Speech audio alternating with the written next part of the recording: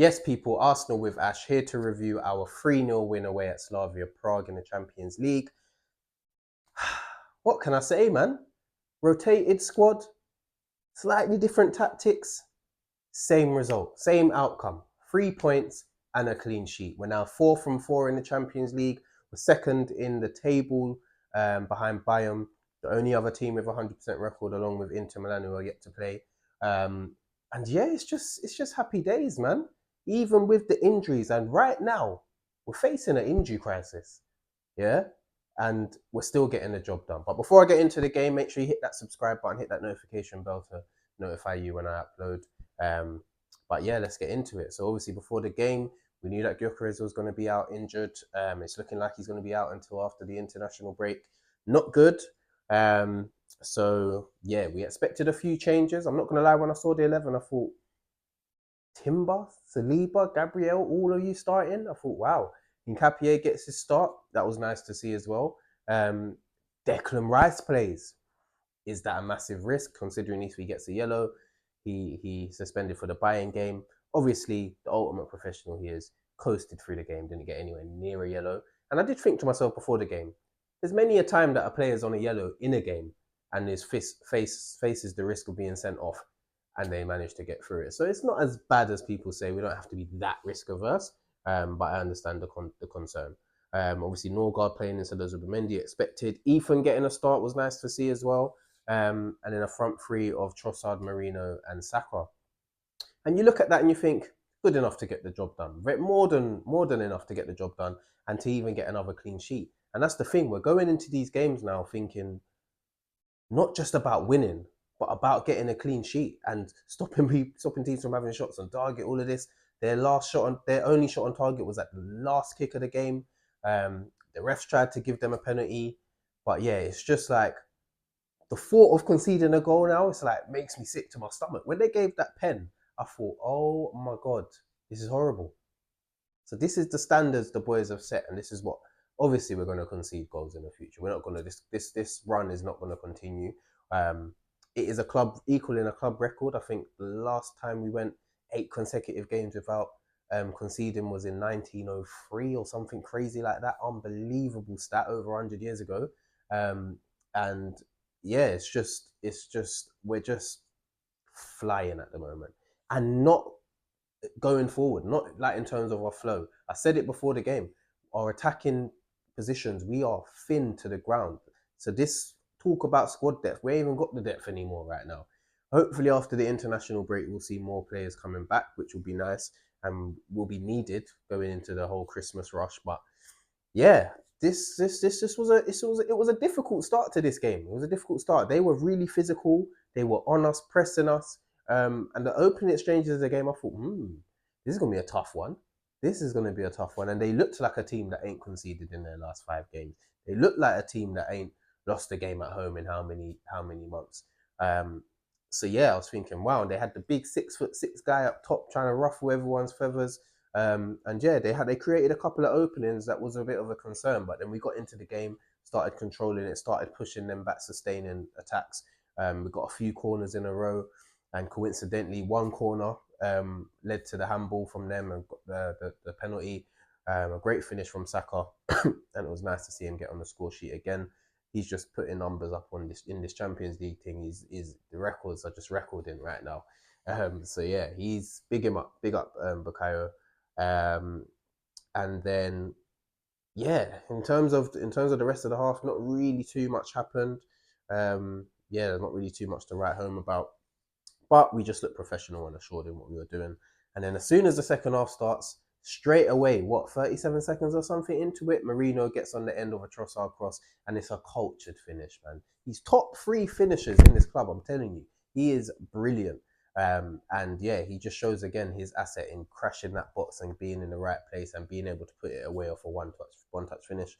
And then yeah, that pretty much knocked the stuffing out of them. They started to get a bit more physical and get really stuck into the challenges, and I was thinking, this is a bit of a concern. Let's make some changes.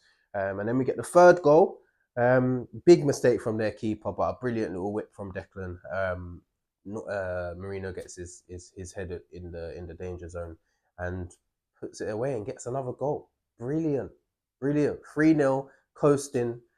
We get to bring on the likes of Max Dowman. We get to bring on Andre Harmon-Anus, and unbelievable for them. Max Dowman, the youngest ever Champions League player, not just for Arsenal, in the history of the competition. This is a crazy talent. And as soon as he gets the ball, he's drawing fouls, etc. He's just fearless. Unbelievable talent. Big up Andre as well, making his debut in the Champions League.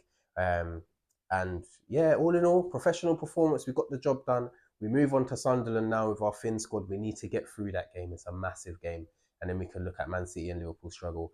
And then we get the international break. And hopefully after that, we've got a big run, Tottenham, Chelsea, Bayern, or Tottenham, Bayern, Chelsea. And all of our injured players, except for Jesus, are pretty much touted to be back for that run, which is unbelievable for the squad. We need that. So, yeah, big up the boys for getting the job done. Player ratings, David Raya in goal, kept another clean sheet.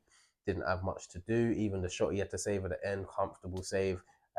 Good with his pass selection, with his feet. That's all I really talk about with David Raya at the moment. It's just what he's doing with the ball at his feet. And he's the goalkeeper. Unbelievable. Unbelievable stuff. But yeah, I'm going to give him a 8.5 out of 10.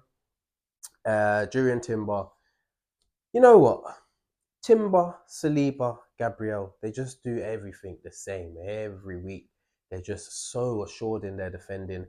Arteta had Saliba inverting into midfield with our build-up, which was a different kind of tactic. And I think he spoke about it after the game. He was obviously just it was a way to counter their press and how they were like kind of defending against us from the front. And I think it might have had a bit to do with Zubimendi not being there as well and orchestrating it from there. Norgard's not really the same type of player. So yeah, it was a nice little tactical change from Arteta. He said it didn't work perfectly because obviously we haven't had loads of time to prepare for this. But yeah, we've done the job and big up Saliba for that. But yeah, back to Timber, Saliba, Gabriel. It's just the same every week. Just brilliant. They're mainstays in that defense. Obviously, the left back, we're seeing them rotate a lot more. But yeah, brilliant from them all. I'm going to give them all the same rating on 9 out of 10. They managed to keep out a difficult opponent. And yeah, big up themselves. Nkapie, left back, I'm hearing he won all 8 of his duels. 2 ground duels or 2 aerial duels and 6 ground duels, something like that. Big him up. Brilliant from him. I wanted to see a bit more going forward, but I think with the state of the game and our us trying to protect that lead and making sure we don't give anything silly away defensively because we don't want to get their crowd up. Yeah, I think he was kind of more instructed not to go flying forward too much. But yeah, defensively, brilliant. Slotted into that back 4 like he'd been there for years. And yeah, 8.5 for him. Norgard, I thought, had a decent game.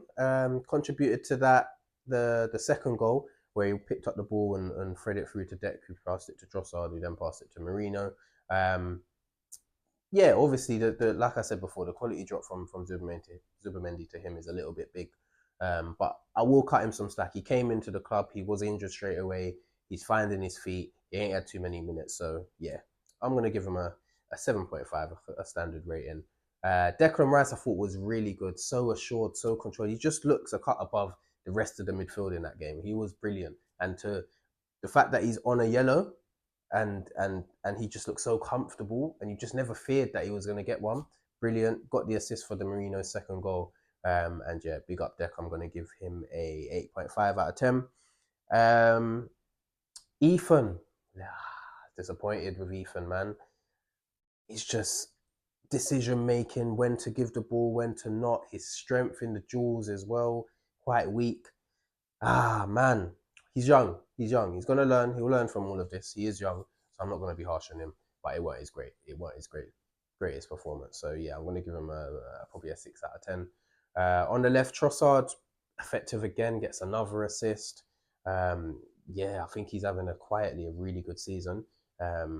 So yeah, big up Trossard, man. Yeah, he was good. He was a constant threat.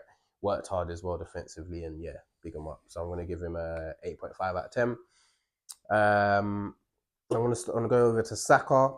It was a bit quiet. I don't think Saka was at his best again. I thought he was quite poor. Obviously, scored his penalty, really good finish. Moved out onto the left later in the game when Max came on, but yeah, he didn't do too much. Worked hard defensively, but going forward, he's still not as sharp as you'd want him to be. He had a nice chance in the second half where Declan played the ball over the top and he hit it with his right foot. That was a decent effort, but a sharp Saka might have even scored that. So yeah, I'm going to give him a 7.5 out of 10. And then Marino, my man of the match, man. He's not a number nine. He's not a number nine. But when he finds himself in the position, he's putting that ball in the back of the net without a shadow of a doubt. He's finishing his top tier.